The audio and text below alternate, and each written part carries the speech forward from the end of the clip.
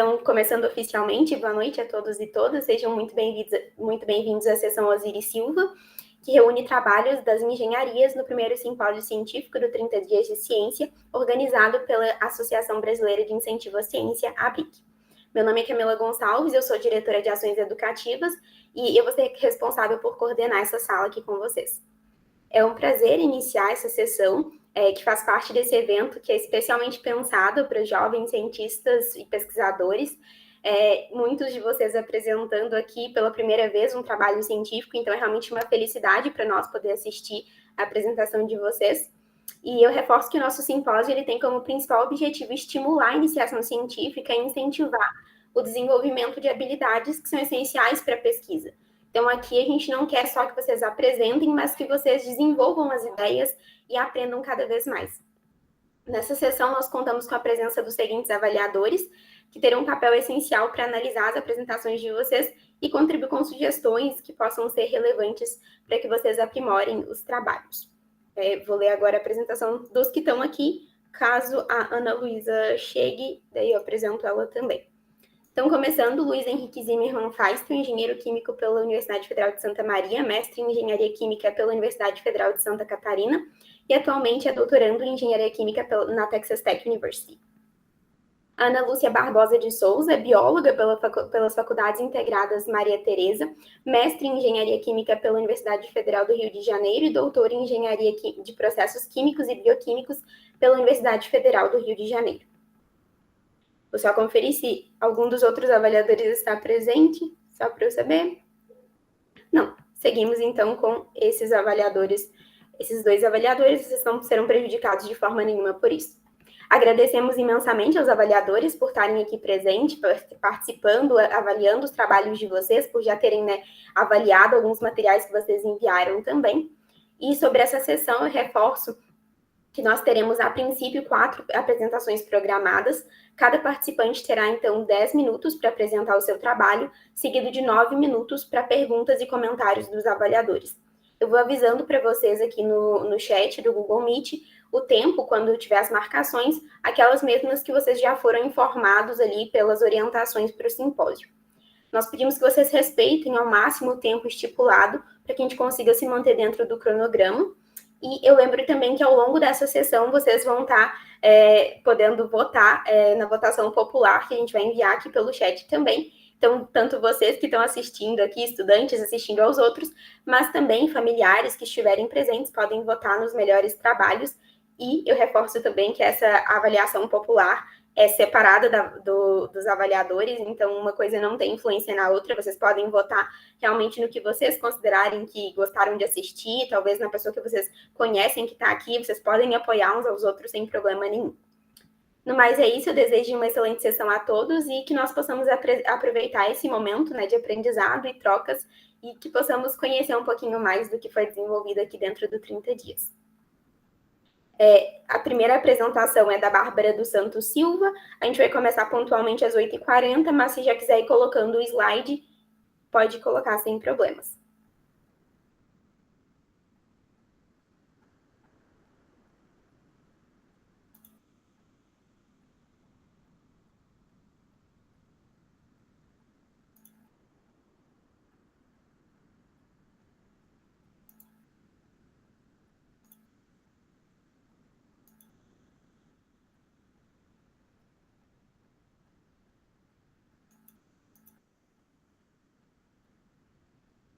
Bárbara, tá tudo ok para você conseguir colocar a sua... ok, apareceu aqui para mim. Tá tudo certo? Todo mundo consegue ver certinho? E me escutar também? Sim, estamos vendo sim. Perfeito. Tá ótimo. Só aguardar então, às 8h40 nós podemos começar. Ok.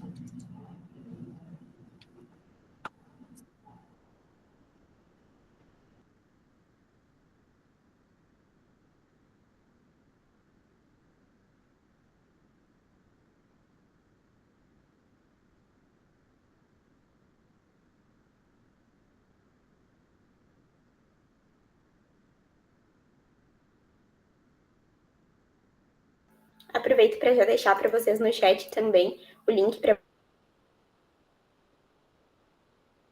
vontade para poder acessar e votar. E eu lembro que só os votos dos espectadores presentes é que vão ser contabilizados. Então não adianta vocês mandarem o link para pessoas de fora da sessão. Vocês precisam convidar elas para poderem assistir.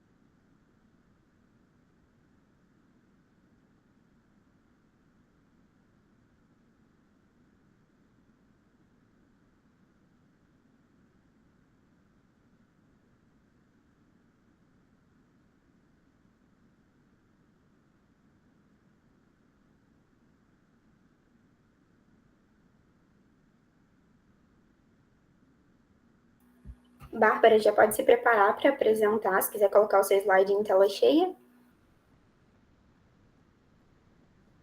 Claro, posso ligar a câmera também? Sim, claro, por favor.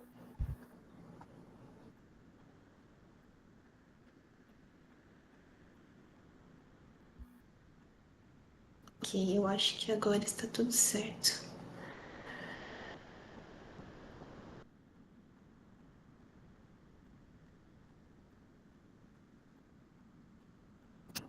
Bom, gente, são Ok, 8h40. pode ir, Vou então. começar a apresentar agora.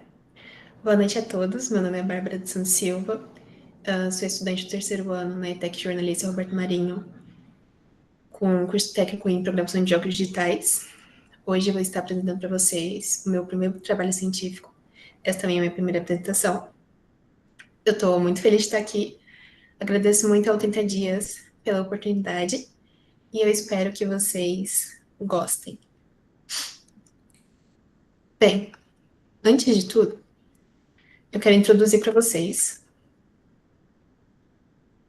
o nome do meu trabalho, perdão, que é Materiais Alternativos ao Cobre, Caminhos para a Inovação Sustentável em Circuitos Eletrônicos. Vamos falar primeiro um pouco sobre os circuitos eletrônicos em si. O foco da pesquisa é ver substitutos para placas de circuito impresso. Todos vocês estão usando um computador, um celular, um dispositivo eletrônico para estar assistindo a minha apresentação e todo o simpósio. E aparelhos eletroeletrônicos usam placas de circuito impresso. Elas são a estrutura mais importante e essas estruturas usam o cobre como material condutor delas. Porém, o cobre tem um certo problema. Não só o cobre, mas placas de circuito impresso e outros componentes eletrônicos, que é o lixo eletrônico.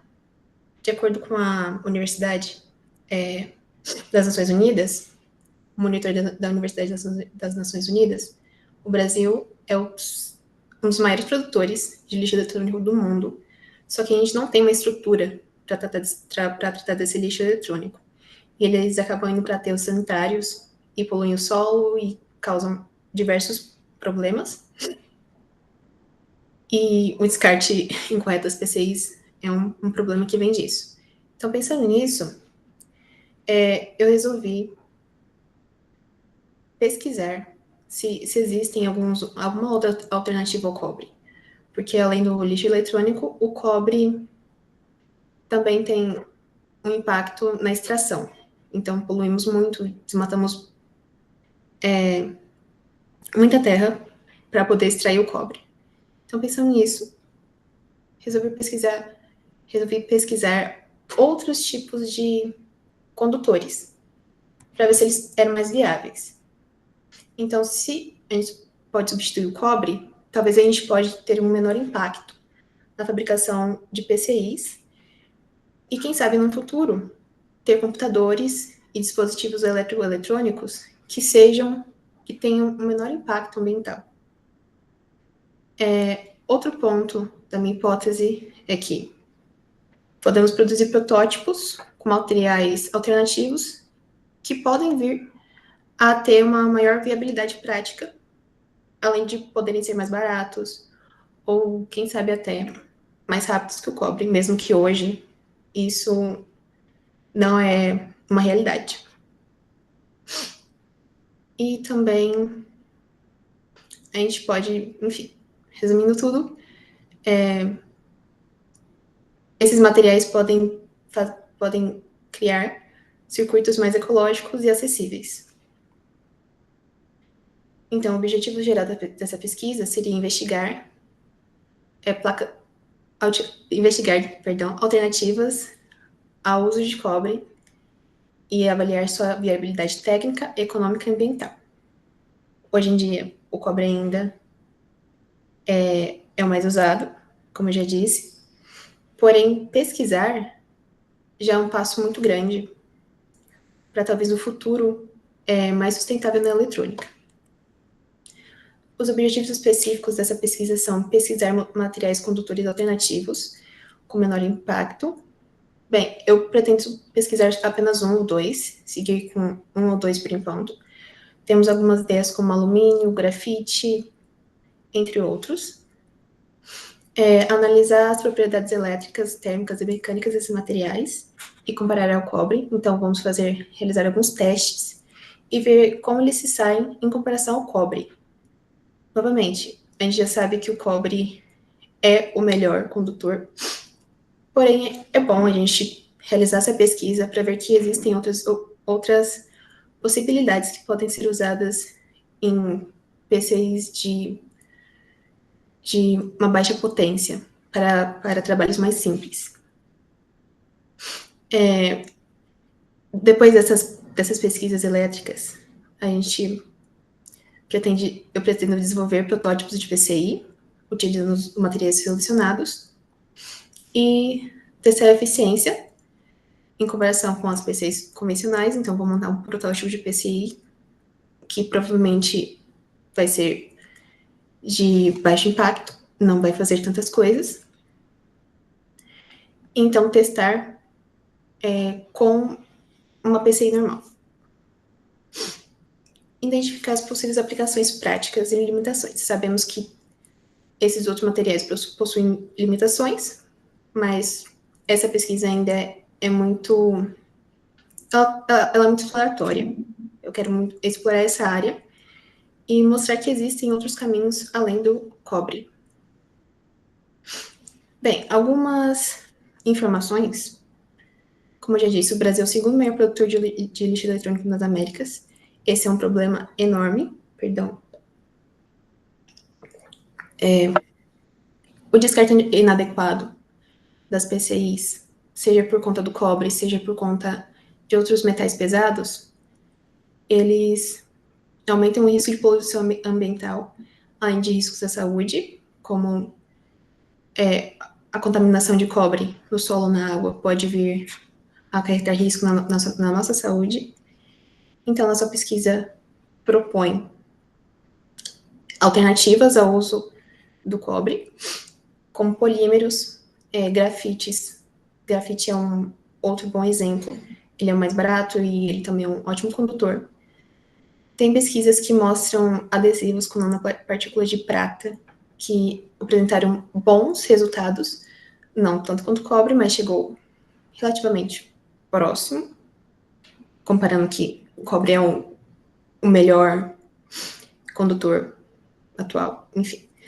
Bem, substituir o cobre é uma coisa inviável no curto prazo, não pretendo fazer isso, mas abrir um caminho mais sustentável na eletrônica. Uma outra alternativa para isso seria a reciclagem do cobre. Porém, o Brasil não é um exemplo nisso. Hoje em dia não temos muita reciclagem de produtos eletrônicos.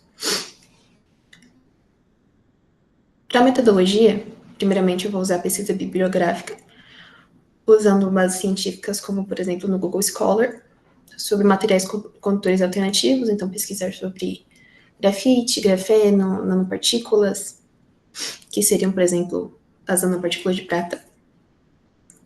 Vou escolher de 2 a 3 materiais e realizar testes práticos com bases em critérios como condutividade, se eles são fáceis de obter, o custo deles e o impacto ambiental, porque não adianta nada ser um material muito mais sustentável que o cobre, porém ter uma condutividade muito baixa, ou ser ótimo e ser muito caro. A partir disso, a gente vai montar protótipos, que são placas de circuito, usando os materiais escolhidos, não algo bem simples, por conta da viabilidade, que esses outros materiais não são tão rápidos quanto o cobre. E a partir disso, realizar testes de desempenho e análise completa, comparar as placas de cobre com esses dos materiais alternativos.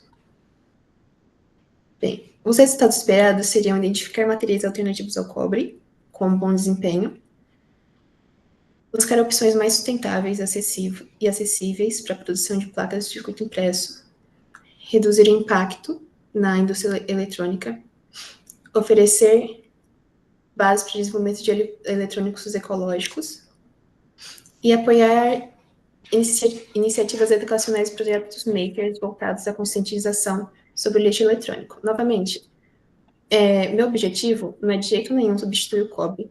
Ele é muito importante para a nossa sociedade, porém podemos ter futuramente outras alternativas ao cobre. Podemos usar outras coisas além do cobre que terão menor impacto ambiental. essas são minhas referências, algumas das referências que eu usei para fazer o slide. E obrigada pela atenção de vocês. Desculpe o nervosismo, é minha primeira vez apresentando. Estou aberta a perguntas agora. Muito obrigada pela apresentação, Bárbara. Meus parabéns. Não precisa se desculpar de forma nenhuma. Foi muito boa a sua apresentação. A gente fica muito feliz de ver vocês desenvolvendo o trabalho. E daí agora a gente passa a palavra para os avaliadores, perdão. Ana Lúcia, se você quiser começar. Pronto. Boa noite, Bárbara. Parabéns pela sua apresentação. Né? É um tema muito, muito relevante, né? Reduzir né, esses materiais no ambiente é super fundamental. E aí, assim, eu estou dando uma lida agora no trabalho, fui convidada daí no último momento, mas aí dando uma olhada no seu material aqui, até mesmo no seu plano, né, dá para ver que ele está muito bem elaborado, você trouxe diferentes literaturas, né, bem atuais. E a pergunta que eu falo para você é que você fala muito não da retirada total do cobre, mas da substituição dele por outros materiais. E aí você tem visto, assim, já quais são esses materiais e o que você acha que para o futuro seria interessante a substituição e quais seriam esses materiais? Bem, pelas minhas pesquisas, eu tenho visto que grafite e grafeno são duas coisas que estão sendo muito usadas. Por serem, bem, o grafeno é um pouco mais caro, porém eles são ótimos condutores. Achar um substituto, assim, de fato, ao cobre é algo muito difícil, porque o cobre é maleável, o cobre tem uma certa facilidade de se obter. Então, temos essas alternativas, por enquanto. Enfim, substituir o cobre não é opção agora, mas talvez fazendo algumas ligas, misturas na medida do possível de grafite, grafeno e materiais que sejam biodegradáveis. Eu vi algumas pesquisas sobre nanomateriais, polímeros condutores que são mais biodegradáveis. Muito bom. Parabéns pela sua pesquisa, né, que você leve aí para sua carreira, porque é uma área que realmente precisa de foco e desenvolvimento, né, é bastante inovador, né, e mais uma vez, parabéns aí. Sucesso. Muito obrigada. Acho que agora é a minha vez. Bárbara, primeiramente, meus parabéns pela apresentação. Meus parabéns pela iniciativa. O tema é muito legal mesmo. Quando eu estava na faculdade fazendo engenharia química, um dos temas que eu cogitei em pesquisar como iniciação científica, eu comecei a iniciação científica na faculdade. Você está começando no ensino médio, se não me engano, né? Mas parabéns por Estou isso. no terceiro ano desse noite. Então, era mineração urbana. Pelo menos foi assim que foi apresentado o tema. E uma das abordagens era exatamente, o objetivo era exatamente esse: olhar sobre o lixo urbano que a gente tem, ou lixo eletrônico que a gente tem, e a partir desse material conseguir extrair cobre e outros materiais de interesse para a indústria, por exemplo, de montagem de software, por exemplo. Perdão, hardware. Enganei. E então, é bem interessante ver que tu já tem esse olhar voltado para o ciclo de vida do equipamento eletrônico, como que ele pode voltar a ter utilidade uma vez que ele já foi descartado. E, bom, esses são alguns comentários mais gerais. Mas parabéns por isso. Eu fiz algumas anotações que eu acho que podem ser importantes para o teu trabalho em frente. Por favor, se sinta motivada com os pontos que eu vou te trazer, tá? Se tu ficar brava comigo, sei lá, manda um e-mail para Camila. Imagina. Eu acho que um ponto bem interessante é tu considerar a avaliação de como que ele vai se comportar, o material que tu vai analisar, em termos de temperatura. Por exemplo, se ele vai aquecer muito, sabe? Tu vai colocar uma tensão, ele vai operar e a temperatura vai aumentar ou ela vai se manter estável. Isso é um ponto bem importante, sabe? Um outro ponto que eu acho que seria bem bacana para tu analisar seria o ciclo de vida da tua proposta. Por exemplo, o cobre tem um ciclo de vida dentro do equipamento eletrônico, certo? Qual que seria o ciclo de vida da tua proposta, da tua sugestão de melhoria? Sabe? Isso é um ponto bem legal de tu elaborar, justamente porque tu já tem uma perspectiva muito clara sobre o problema. e a tua solução, ela quer solucionar isso. Então, eu acho bem legal tu trazer esse outro ponto. Bom, um ponto muito forte da tua apresentação foi a forma com que tu colocou a pergunta que tu quer responder. Eu conheço pessoas que estão fazendo doutorado em instituições muito, assim, difíceis de se alcançar, sabe? E que não têm essa habilidade de conseguir colocar de forma simples e clara a pergunta que tu quer responder. E tu fez isso muito bem. O meu interesse é pesquisar, eu não tenho aqui, em comparação ao cobre, qual que é a alternativa que eu tenho? Eu quero pesquisar isso. Foi simples, foi elegante, foi muito legal. Foi um ponto forte que se destacou assim na tua apresentação. Os parabéns por isso. E apesar do nervosismo, você é muito simpática. Então, lembre disso, tá? Os parabéns. Muitíssimo obrigada, gente. Vocês me deixaram muito mais calmos agora.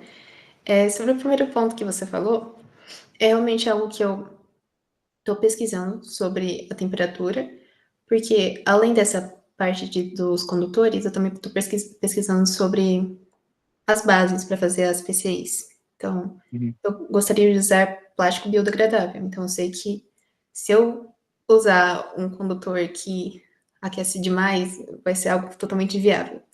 Sobre os outros dois pontos, muitíssimo obrigada. Já anotei o que eu pretendo fazer futuramente. E é isso. Muito obrigada, gente.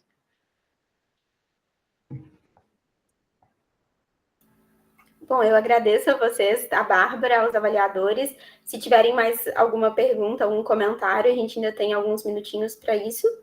Se não, a gente passa a palavra, então, para o próximo apresentador, que é o Celso.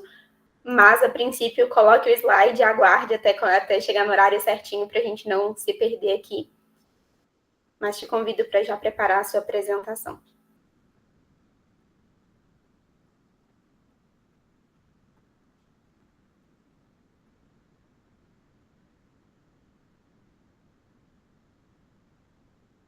Tá certinho, tá movendo o slide.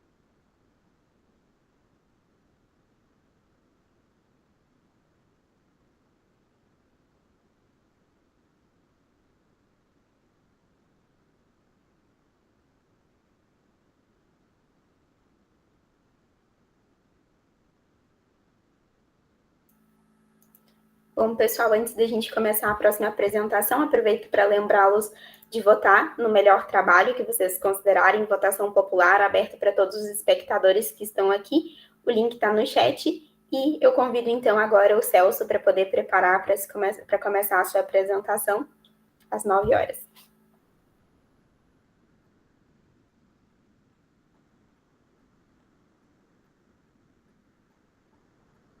Com a palavra. Pode falar. Boa noite, eu sou o Celso Honda, eu tenho 15 anos, eu estou cursando o primeiro ano, o primeiro ano. Eu moro em Brasília e eu sou pesquisador júnior do Laboratório Lotus, Laboratório de Otimização de Tecnologias para o Uso Sustentável, do UNB. Bom, o Laboratório Lotus, por meio do meu projeto, gostaria de apresentar a Escola Nacional de Nanotecnologia, do invisível ao incrível, despertando futuros com a nanotecnologia. Aqui. Bom, observar que nós vivemos em um mundo onde o acesso à ciência e à tecnologia define o futuro das sociedades. E isso traz uma pergunta, traz duas perguntas, no caso. E se as crianças da periferia tivessem acesso à nanotecnologia desde cedo? Que país nós poderíamos construir? Bom, o meu projeto gostaria de tentar responder essas perguntas e resolver alguns problemas, que seriam a baixa inserção de crianças e jovens na ciência e tecnologia, a desigualdade no acesso à inovação, especialmente em áreas como a nanotecnologia, áreas emergentes, e a falta de políticas estruturantes que aproximam a juventude das áreas STEAM, que é ciência, tecnologia, engenharia, artes e matemática. Bom, a proposta do projeto, então, seria a criação ou a idealização da Escola Nacional de Nanotecnologia. Qual seria o objetivo da Escola Nacional de Nanotecnologia? O objetivo seria conseguir despertar nas juventudes, na infância, assim, a área STEAM e o foco na nanotecnologia. Com foco em nanotecnologia. Qual seria a estrutura da Escola Nacional de Nanotecnologia? Seria formação científica integrada e contextualizada voltada a estudantes de escolas públicas. O público-alvo seriam estudantes periféricos, indígenas, quilombolas e de baixa renda. E os diferenciais da Escola Nacional de Nanotecnologia seria a abordagem interdisciplinar, que as áreas de STEAM normalmente são vistas separadamente, né? E a inclusão social, ciência e ciência aplicada ao cotidiano. Os objetivos do projeto, em geral, seria contribuir para o desenvolvimento sustentável por meio da formação científica e inclusão educacional. E os específicos seriam investigar como a escola pode ampliar o acesso à ciência e analisar seu potencial de impacto na redução das desigualdades regionais e sociais. A metodologia da escola seria bem simples. Envolveria pesquisa bibliográfica, experiências STEAM e nanoeducação, pesquisa documental, políticas públicas e ODS, pesquisa de campo, envolvendo entrevistas com especialistas e educadores e questionários com estudantes, e a abordagem qualitativa e participativa. Os resultados esperados seria a criação de um modelo viável de Escola Nacional de Nanotecnologia, buscar evidências sobre impactos na inclusão e interesse científico, recomendações para políticas públicas e redes de ensino, fortalecimento da base tecnológica e de ciência nacional. As ODS que o projeto conseguiria influenciar seria a ODS número 4, Educação de Qualidade, a ODS número 9, Indústria, Inovação e Infraestrutura, e a ODS número 10, a redução das desigualdades. Bom, a conclusão seria que a nanotecnologia pode transformar as vidas e a educação pode transformar o país. E juntos podem transformar o mundo. Muito obrigado.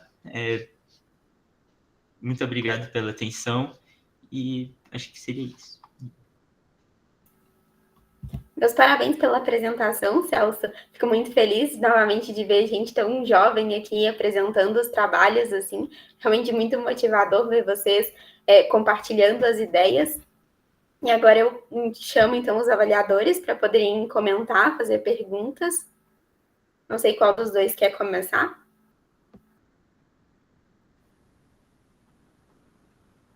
A gente pode fazer que nem antes. Se não me engano, Ana Lúcia, né? Pode ser? Pronto. Ana Lúcia quer começar? Pronto, vamos lá.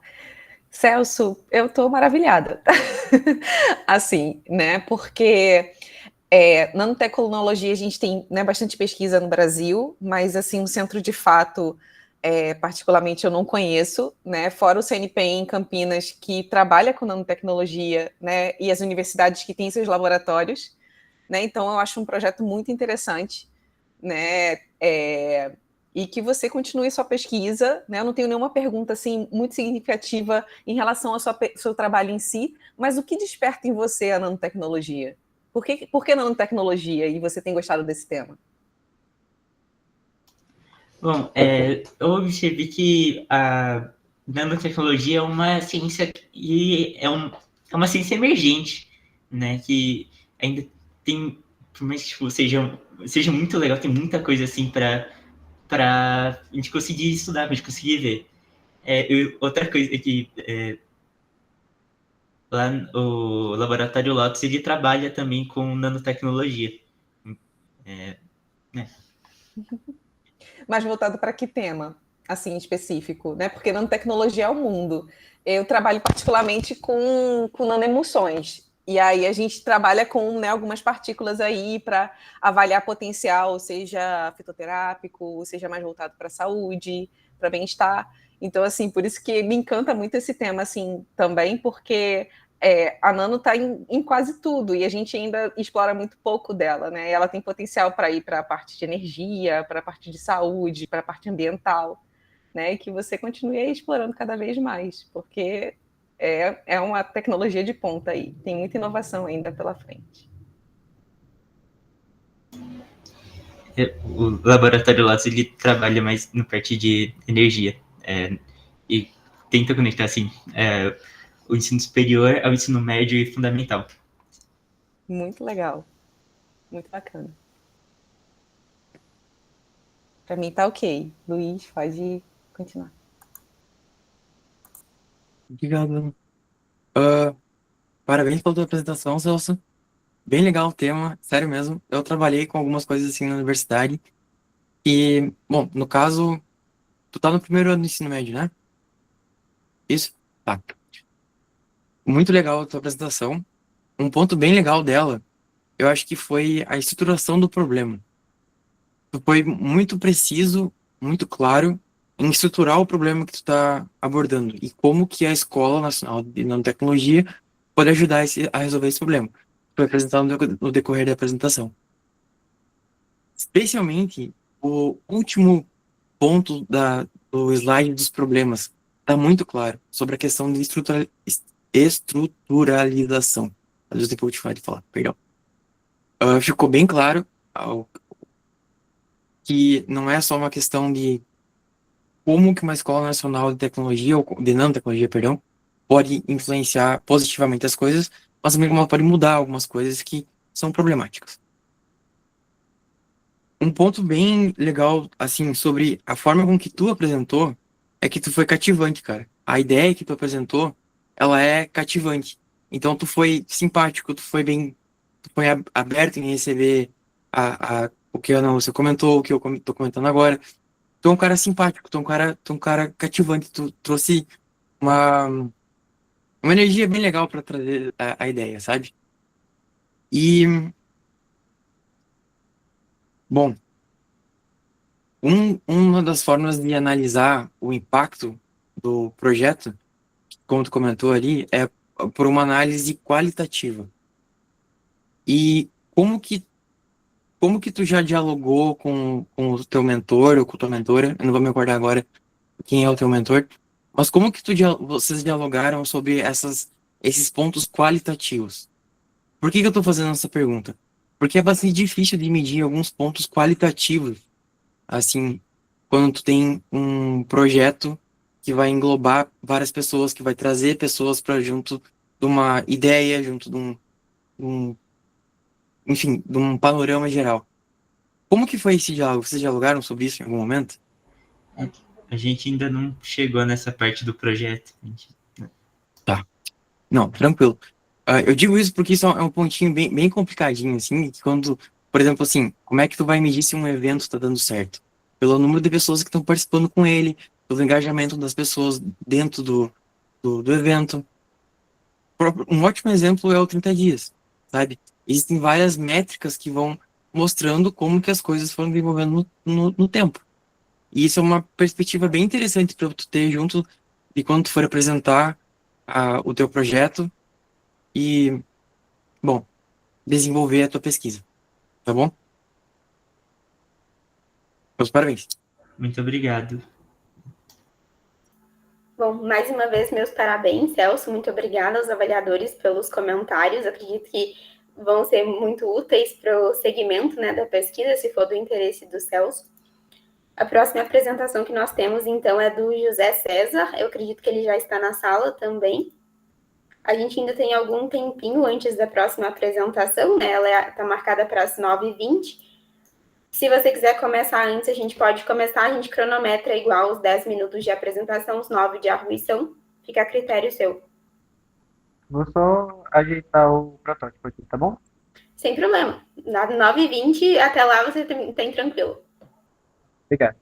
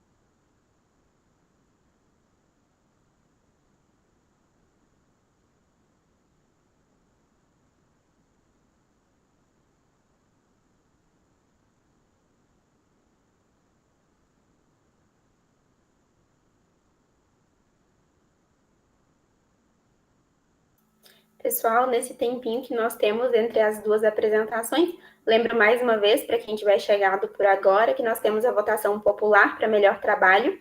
Vocês podem clicar no link que está no chat e só colocar o nome de vocês, porque só serão computados os votos dos espectadores que estiverem de fato assistindo às apresentações.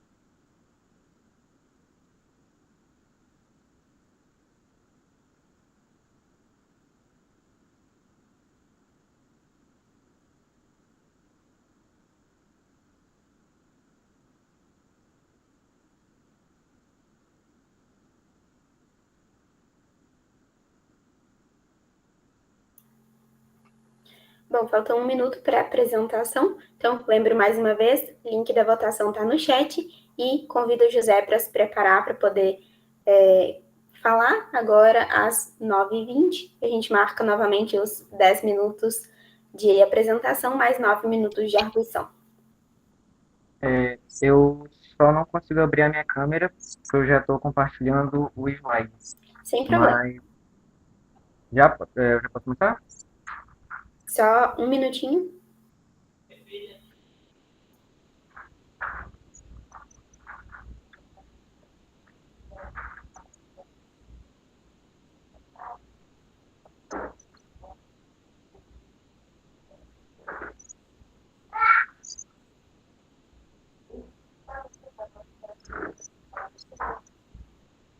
Certo, pode começar. Ok. Muito boa noite. Eu me chamo José César, eu sou do Amazonas, da cidade de Manaus, e eu vou apresentar para vocês hoje o meu projeto, que é o Yamaca, que consiste em ser um dispositivo portátil para a detecção de contaminação microbiana em alimentos, com foco na saúde e bem-estar de ribeirinhos no Amazonas no período da seca. A seguir temos o sumário da apresentação, que vai desde a problemática abordada até as tecnologias que foram utilizadas no projeto. A seguir, nós temos a problemática. A problemática ela gira em torno, principalmente, de duas situações importantes, a Embrapa e a Anvisa. A Anvisa, em 2023, relatou que, em regiões socioambientalmente vulneráveis, que são as comunidades ribeirinhas do Amazonas, elas apresentam uma precariedade no acesso à saúde e à segurança alimentar, o que agrava riscos sanitários e evidencia a necessidade de soluções tecnológicas acessíveis e que sejam aplicadas de forma eficaz. Falando também um pouco sobre a Embrapa, em 2022 ela abordou que, durante o período de estiagem amazônico, esse problema de segurança alimentar e saúde, bem-estar dos ribeirinhos, ele se agrava, favorecendo a decomposição acelerada de alimentos, aumentando a liberação de compostos voláteis que são nocivos à saúde.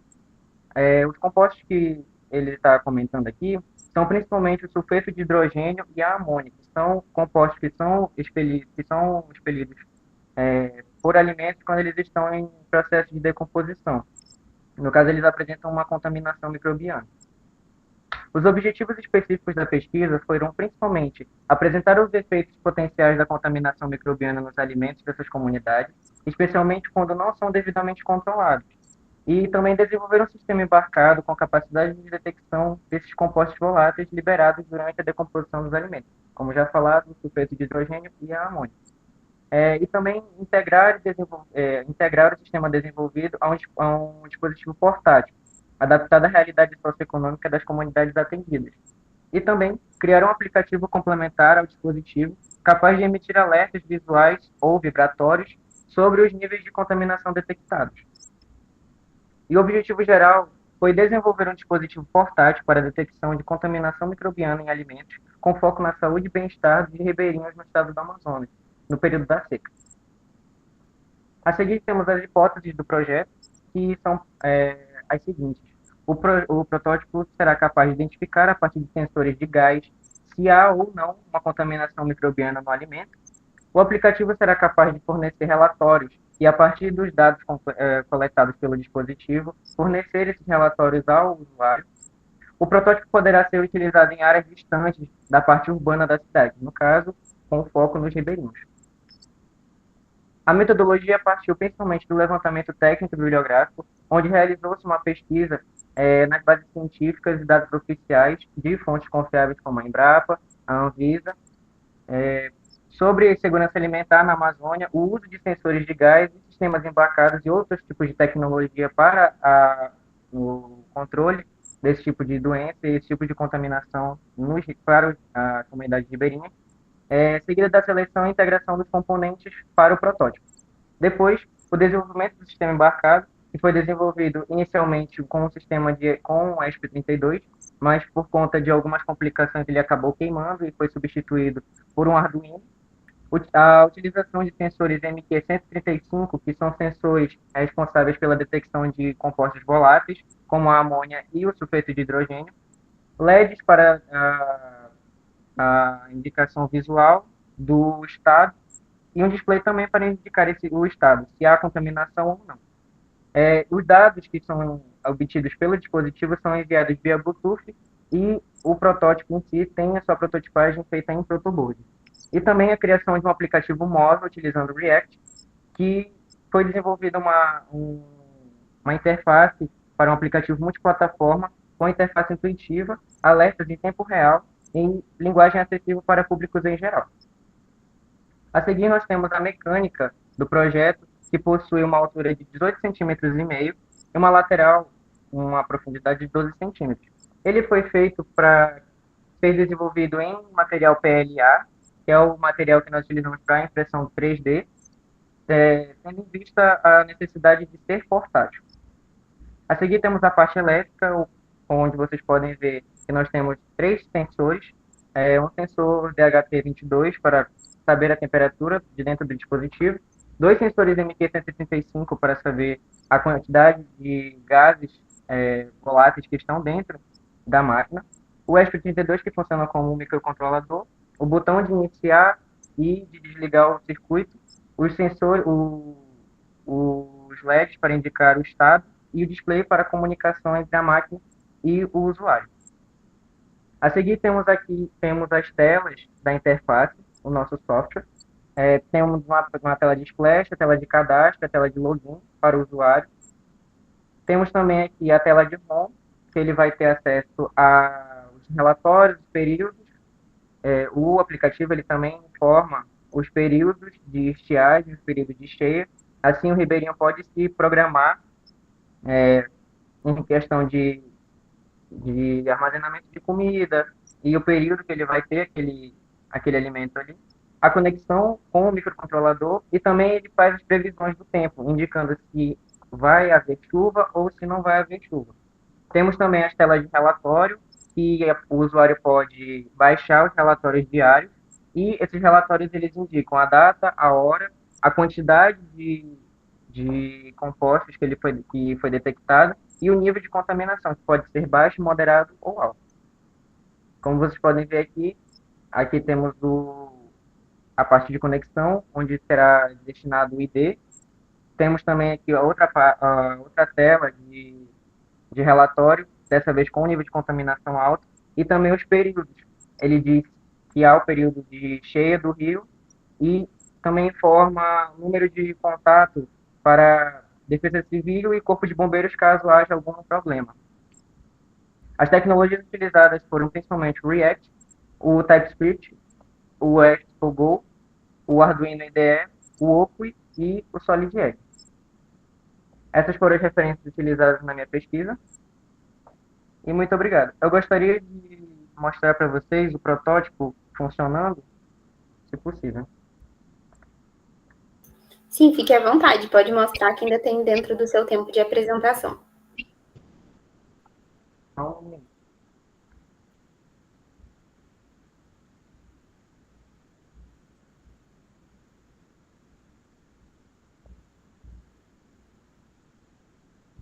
Eu não sei. Peraí.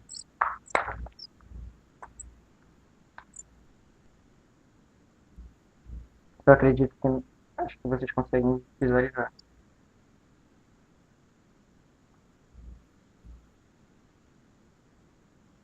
Eu acho que você vai precisar tirar o efeito de fundo, porque ele está cortando a imagem. Restam 2 minutos de apresentação.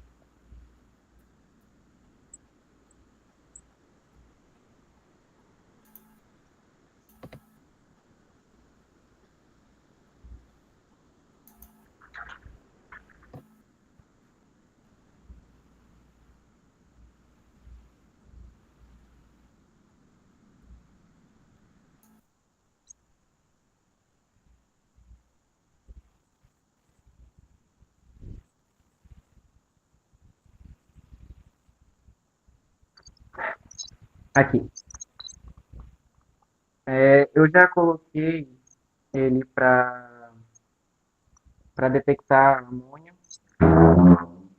E aqui ele informa que há um nível alto de contaminação a partir da detecção da amônia. Tem aqui um vidrinho de amônia que eu já coloquei perto do sensor. E ele indica com um LED piscando que há uma contaminação, a partir dos níveis que foram lidos pelo sensor. E é isso. Muito legal, José. Parabéns pela apresentação. Muito legal você ter conseguido fazer um protótipo. Você é da área, né? Você acho que é técnico em mecatrônica? Sim, muito legal que você conseguiu aplicar isso num problema, né, que é da sua região. Meus parabéns. Agora eu passo a palavra para os avaliadores. Ana Lúcia, se quiser começar. Pronto. Boa noite, José. Parabéns pela sua apresentação e parabéns pelo seu trabalho. Né? Eu tenho duas perguntas assim bem interessantes para você. Uma, você já registrou seu software no ENPI? E a segunda você já tem sua startup? Porque é um mercado a ser explorado, né? Principalmente em regiões ribeirinhas. Eu sou do Rio de Janeiro, mas moro na Bahia, já tenho 8 anos, e eu vejo que isso é um problema não só, né, para essas regiões mais ribeirinhas e também para essas comunidades, seja quilombolas, sejam, né, essas comunidades que ficam mais distantes, que tenham acesso a essas análises rápidas, né, para eles conseguirem comercializar seus produtos. E um desenvolvimento de um protótipo desse é muito importante, né? E eles carecem muito dessas tecnologias rápidas e fáceis e acessíveis, né? Então, assim, parabéns. O seu trabalho, né, eu vi aqui bem brevemente, muito bem escrito, isso reflete na sua apresentação e, né, no seu produto aí já gerado. Parabéns. Muito obrigado. Passo a palavra agora para o Luiz. José, né? Parabéns. É muito legal mesmo o teu projeto. Fez uma ótima apresentação. Tem alguns pontos bem importantes que eu acho que podem enriquecer o teu trabalho. Mas antes de qualquer coisa, meus parabéns pela especificidade. É um ponto bem importante, assim, dentro da pesquisa científica, tu saber ser específico. Não só em descrever o problema, mas também em como tu vai gerar a solução. E tu foi muito categórico nesse ponto. Tu deixou bastante claro o funcionamento, tu fez uma prova de conceito, e isso é uma qualidade muito grande do teu trabalho ser específico. Tanto a abordagem do problema quanto a apresentação da solução, tá? Parabéns por isso. Uma pergunta que eu teria mais por curiosidade seria como que foi o desenvolvimento do percurso do desenvolvimento. Como que a ideia surgiu? Se tu teve acesso a algum laboratório para conseguir fazer a prototipagem e assim em diante. Se tu poderia falar um pouquinho. Na verdade, os testes foram feitos na minha casa mesmo, não tive acesso a nenhum laboratório. E falando sobre qual foi a outra pergunta, além dessa parte do laboratório? Como que a ideia surgiu e como que foi o trajeto dela? Assim, é porque, como eu moro em Manaus, sempre tem essa questão. Sempre há uma notícia que fala sobre isso, que os ribeirinhos eles passam por algum tipo de problema. Recentemente teve a questão da seca e muitos ribeirinhos daqui do estado do Amazonas, eles tiveram problemas em sair de onde eles estavam, porque eles ficaram ilhados, já que eles têm a única forma de locomoção deles é pelo meio do rio. Então eles tiveram que ficar ilhados e por conta disso eles tiveram que estocar comida. Essa comida não apresenta uma procedência muito, ela é uma procedência muito volátil, então ela pode estragar muito rápido. E por conta disso eu pensei em desenvolver uma tecnologia que fosse favorável a eles. Perfeito. Muito legal. Bom, basicamente era essa a principal pergunta que eu tinha. Ah, ah, bom, talvez tu já tenha respondido, mas a tua atuação no projeto ela foi de forma abrangente, geral, do começo ao fim, em todos os pontos, quero dizer, tanto no desenvolvimento do software quanto do hardware, ou teve um foco em específico? Acredito que teve um foco em específico na parte de hardware, porque é a minha área, como eu sou técnico em mecatrônica, a parte elétrica e mecânica, ela foi meio que um foco a mais, mas também a parte do software. Então foi bem completo, assim, tu trabalhou em todas as pontas, basicamente. Bom, para tu dar continuidade ao trabalho, eu sugiro que tu desenvolva uma prova de conceito em loco. que se tu tiver acesso, óbvio, né? Porque isso seria bem interessante para tu já demonstrar, não só atuando assim junto da tua casa, com o Coelhinho Demônio que tu mostrou agora, mas também talvez com um vídeo ou algo do tipo, dando um contexto onde é que ele pode atuar. Eu observaria questões de umidade, se ele pode ser sensível ou não. Eu entendo bem o contexto, mas trabalhar com a apresentação da prova de conceito, acho que vai enriquecer bastante o teu trabalho. E, cara, ele é muito bom. Meus parabéns pela ideia, pela execução e pela apresentação. Muito obrigado. Mais uma vez, meus parabéns, José. É realmente muito legal ver que você conseguiu desenvolver um protótipo durante esse período do programa. É realmente muito interessante. E aproveitando que a gente tem um tempinho, eu aproveito para te dizer assim que é muito legal você conseguir fazer o protótipo em casa. Óbvio que, né, você teve essa bagagem de conhecimento do seu curso, conseguiu aplicar, mas é muito legal mesmo fazendo em casa, e isso é muito interessante. O meu melhor amigo do ensino médio, que hoje em dia faz engenharia mecatrônica, ele, na época que a gente estava no ensino médio, fez um projeto assim em casa, desenvolveu um sensor, escreveu um artigo, publicou numa revista na época. Então, e foi tudo feito em casa, tanto que foi na pandemia, não tinha nem como ir para nenhum lugar. E então é realmente muito interessante que essas ideias aconteçam e que você consiga principalmente aplicar no seu contexto. Meus parabéns. Obrigado. Bom, mais uma vez, a votação popular está no chat. Alguém levantou a mão? Pode falar.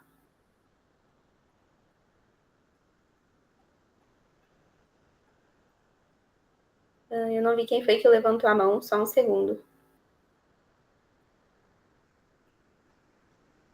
Matheus, ok.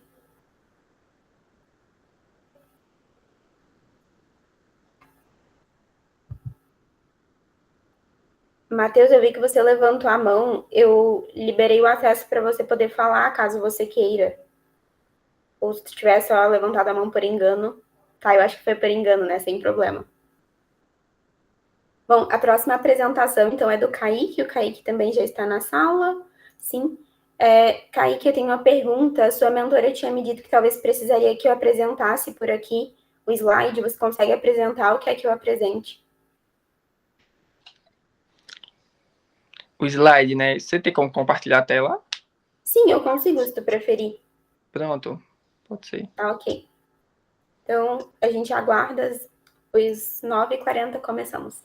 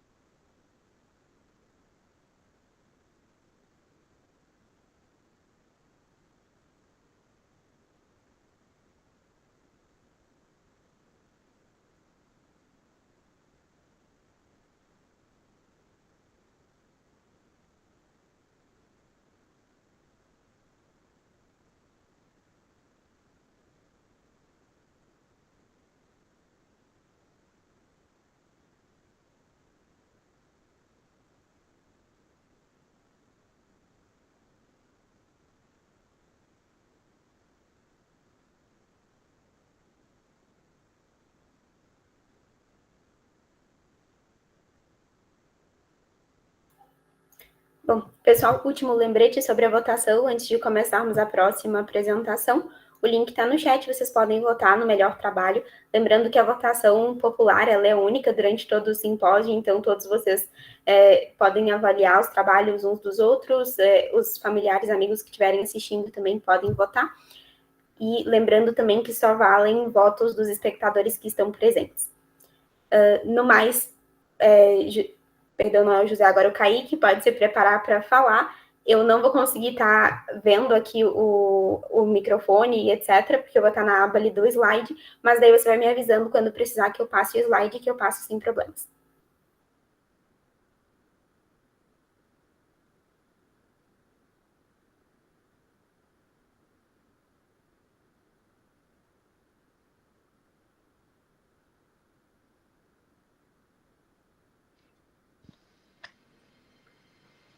Todo mundo tá me vendo? Boa noite, pessoal. Eu me chamo Kaique Oliveira. Sou estudante do Centro de Excelência 28 de Janeiro, localizado aqui na cidade de Monte Alegre de Sergipe, no estado de Sergipe. Fui orientado pela mentora Silmara Moraes e desenvolvi o Biodissal, que é o sistema de dessalinização sustentável proveniente do reaproveitamento ecológico dos resíduos da biomassa da palma-fajeira como alternativa sustentável no combate à escassez hídrica. Pode passar. Bom, diante dessa realidade, que é a realidade em que convivo, no Nordeste, especialmente aqui no estado de Sergipe, um problema muito comum é a falta de água, onde mais de 2,2 milhões de pessoas no mundo carecem dessa qualidade de água potável. Segundo a ONU, mais de 1,8 milhões de pessoas fazem uso de água contaminada. Então, essa água vai fazer malefícios aí à saúde da população. Então, vai causar diarreia, doenças crônicas e entre outras. Um problema muito também enfrentado é a utilização de água de poços não adequados, como poços, cacimbas, riachos e tudo mais. Então, essa água que as pessoas consomem é uma água salobra e muitas vezes contaminada com alguns coliformes. Então, vai ter impacto na agricultura, na renda familiar e possivelmente na sociedade. Nessa primeira imagem que vocês estão vendo aí, as famílias, como elas dependem dessa água, elas vão buscar nos lugares em que elas conhecem. Então, nos poços mais perto de casa, nos riachos, em cacimbas, perfurações no solo, né, que eles fazem. Já nessa segunda imagem, é o método de armazenamento. Então, as cisternas comuns, né, feitas de alvenaria, ou mesmo as de plástico, são a única fonte que elas têm para armazenar essa água. Já na terceira imagem, a gente percebe que a seca não só agrava as famílias, mas também os animais que dependem muitas vezes dessa água para se alimentar, né? Pode passar. E qual foi a hipótese da minha pesquisa? A palma-forrageira, um alimento muito rico em polissacarídeos, mucilagens, fibras e muito mais, que é normalmente utilizada para a alimentação do gado, poderia ser um bioabsorvente natural capaz de capturar esses íons de sal da água e facilitando a obtenção de água doce sem o uso de equipamentos que utilizem energia, equipamentos que utilizem produtos químicos, entre outros. Pode passar. Já o objetivo geral da minha pesquisa é desenvolver essa solução inovadora e sustentável, utilizando os resíduos da palma-fajeira como alternativa sustentável para sanar um problema de muitas famílias. Então, essas famílias que são vulneráveis aqui do Alto Sertão Sergipano e de todo o Nordeste. Já entre os objetivos específicos, a gente compreende que, ao utilizar esse resíduo da palma-fajeira, não vai gerar um descarte exagerado, pois esse resíduo é descartado, então não tem utilização, e a gente reutiliza para produzir o biopolímero para fazer o biodissolvente que vai atuar como floculador e decantador no processo de purificação da água. Assim, a gente pretende também reduzir essa alta salinidade que é encontrada na água aqui no Alto Sertão Sergipano, minimizar o impacto de escassez hídrica para as comunidades mais vulneráveis, desenvolver um filtro mineral que vai ajudar na filtração dessa água salobra e contaminada, e ainda mais fomentar a autonomia e a capacitação de comunidades para que elas possam utilizar o sistema e o produto para fazer sua dessalinização de água caseira. Pode passar. Já o desenvolvimento, ele ocorreu olhando um pouco mais para a realidade em que convivo. Então, a gente percebe que o Alto Sertão Sergipano, principalmente, que é o lugar em que eu moro, ele depende muitas vezes de carros-pipas ou de alguma outra fonte alternativa, já que o acesso à água encanada é muito difícil. Além de que o Alto Sertão Sergipano passa historicamente por uma seca que agravou, né, e também por períodos de estiagem. As tecnologias convencionais que encontramos hoje no mercado são de um alto valor e também não tem tanta eficiência. Há uma eficácia, só que é muito mais caro para as comunidades que não têm uma renda socioeconômica muito boa. Já a palma forrageira, como eu falei anteriormente, é um alimento de fácil acesso aqui, então é muito agricultável aqui no Alto Sertão Sergipano, e a gente utiliza para produto que seja mais acessível e mais barato para as populações. Pode passar. Já no método experimental, que é a primeira parte, a gente primeiramente faz a coleta dessa água de vários locais, então de poços, riachos e locais alternativos que as pessoas consomem dessa água, e vai fazer análise laboratorial, microscópica mesmo. Na primeira figura laboratorial, a gente percebe a presença de partículas de sujeira, bem como de coliformes e algumas outras bactérias. Já na próxima imagem, a gente percebe o nível de salinidade. Então, esse brilho que aparece aí no microscópio da imagem é totalmente de sal. E a partir dessa análise, a gente foi fazer o experimento em si. Então, a gente pega essa palma, tritura essa palma, faz a coagem e depois a gente vai fazer uma coagulação ácida, uma mistura de coagulação ácida. Depois dessa coagulação, a gente faz uma lavagem, espreme e vai virar o biopolímero. Com esse biopolímero pronto, a gente deixa secar naturalmente o sol e o biopolímero já está pronto para ser utilizado no nosso sistema biodissal. Pode passar. Já na segunda parte da metodologia é a construção do sistema. Então, o sistema ele utiliza materiais muito fáceis encontrados na construção civil. Então, canos de PVC, juntas, esses materiais que a gente encontra facilmente nessa área. Então, na primeira etapa, é a água bruta, é como se fosse a cisterna ou a caixa d'água dessas famílias. Já na segunda etapa, é o misturador, decantador e floculador, é onde a gente adiciona o biopolímero. Depois, ele passa por um dreno, onde depois de decantar, a sujeira vai ser extraída por esse dreno. E na última etapa, é o filtro, também feito de cano PVC, onde vai ser adicionado fibra de cana natural, que vai reter toda essa salinidade e vai filtrar a água. Pode passar. Já a conclusão do projeto, a gente percebe que o biodissal é um sistema muito bom, onde a gente percebe a redução tanto de salinidade, quanto da turbidez, quanto da cor, como está mostrando o primeiro gráfico aí. Então, reduziu bastante a questão da coloração inicialmente. Pode passar. Depois, a gente fez o teste também com a questão da turbidez. Então, a gente percebe a diminuição de 120 para 3 unidades nefelométricas, onde vai medir a turbidez aí. A gente percebe que, ao final, depois de passar pelo filtro, a água já está própria para consumo. Pode passar. E já a última, e não menos importante, que é a questão da salinidade, onde a gente percebe que, após passar pelo dreno, pelo filtro, pelo coagulante floculador, quando chega lá na parte da filtração, reduz bastante a salinidade, deixando a própria para consumo. Então, a gente percebe que o sistema é eficaz em questão de redução de cor, turbidez e salinidade, que é um ponto muito importante para essas famílias. Pode passar.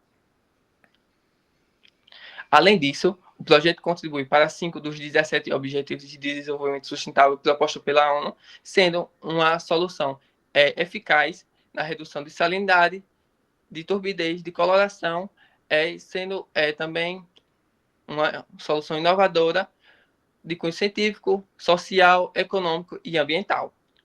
Pode passar.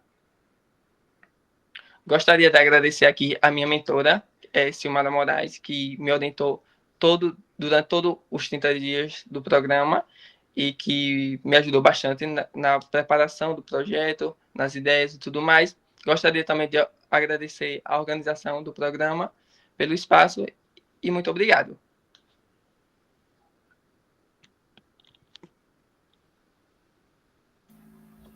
Meus parabéns também pela apresentação, meu Deus, quantas apresentações incríveis tiveram nessa sessão aqui, estou realmente muito orgulhosa de vocês.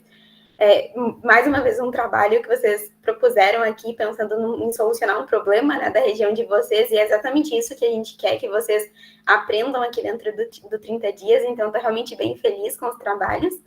E agora eu passo a palavra para os avaliadores. Ana Lúcia, se quiser começar. Pronto, vamos lá.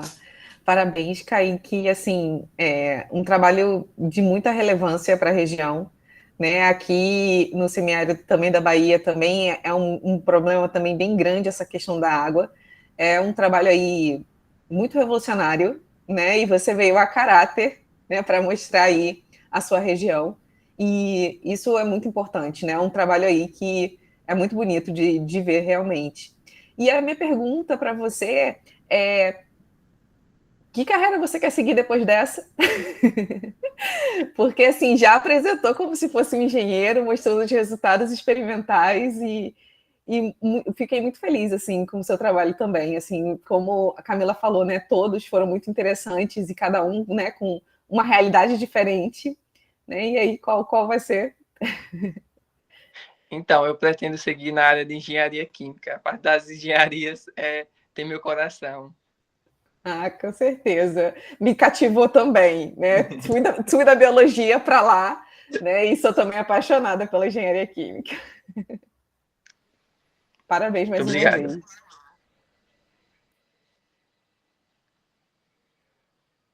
Bom, que bom que tu quer fazer engenharia química, Kaique.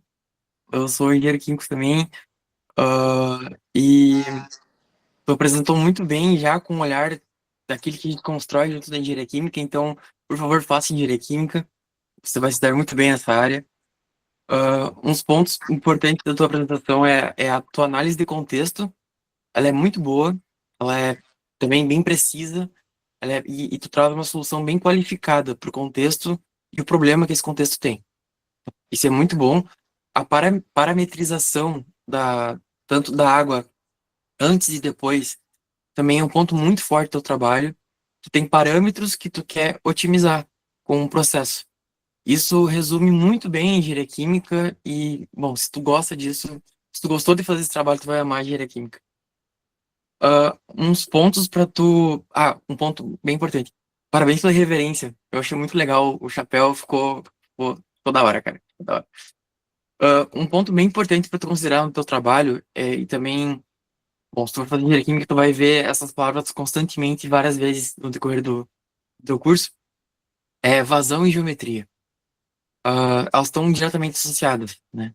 E como tu tá filtrando a água e tu vai ter uma quantidade de água que vai estar pressionando a água passar sobre o filtro, né? Vai existir uma pressão e ali tu vai estar filtrando essa água. E aí tu vai ter os resultados que tu tem, diminuindo a salinidade, diminuindo a turbidez. Então é bem importante que tu pense em qual que é a vazão que tu tá tendo, ou que tu almeja ter, quanto tempo vai demorar para filtrar uma quantidade de água, em outras palavras, e também se tu não pode otimizar a geometria do teu sistema, porque ela vai estar diretamente associada à eficiência desses parâmetros. Entendeu? São pontos bem importantes, eu acredito, para o teu trabalho, que se tu mexer um pouquinho, tu já vai ver algumas diferenças. Quando tu estudar reatores, tu vai ver isso muito. Então, parabéns pelo trabalho, cara. Faça engenharia química, faça pesquisa em engenharia química e, encerrando, talvez, o último comentário que eu tenho aqui, parabéns a todos que apresentaram hoje. Todos os trabalhos foram muito legais. Pegando as palavras da Camila, é muito bonito ver vocês já se envolvendo assim, na parte da engenharia. É bem legal. Parabéns mais uma vez, Kaique. Teu trabalho é muito legal mesmo. Eu sou da área, sou suspeito. Então, bom, acho que era isso. Parabéns, Muito gente. obrigado. Kaique, eu tenho uma pergunta também. O seu projeto começou dentro do 30 dias, desde o problema, tudo? Sim. É um projeto bem complexo para ser desenvolvido em 30 dias. Foi desafiador, né? Eu imagino. Meus parabéns de verdade para você e para todos que apresentaram. Repito mais uma vez, os trabalhos foram incríveis. Eu tenho certeza que os avaliadores vão ter trabalho para definir aqui as notas, como é que fica a distribuição, e a gente vai ter trabalho para poder analisar depois e definir premiações e etc., porque todos os trabalhos estão realmente muito, muito incríveis. E eu estou surpresa com o nível que vocês chegaram dos projetos em 30 dias, todos vocês, assim. Eu sei que cada um está num contexto diferente. Por exemplo, o José, ele veio do técnico, né? Então ele é o José, né? Espero que eu não tenha confundido. Ele veio do técnico, então ele tem um pouquinho mais dessa experiência já com a mecatrônica. Outros estão aprendendo ainda, mas todos vocês levaram o projeto para outro nível, assim, realmente superou as expectativas, eu acho que minha e de todo mundo aqui, dentro do que a gente esperava ver de um projeto do 30 dias desenvolvido ao longo de um mês. Meus parabéns para vocês mais uma vez. A gente encerra, então, a nossa sessão hoje. Convido vocês para assistirem às sessões de amanhã, mesmo que vocês não vão apresentar. E, principalmente, convido para vocês participarem da cerimônia de encerramento.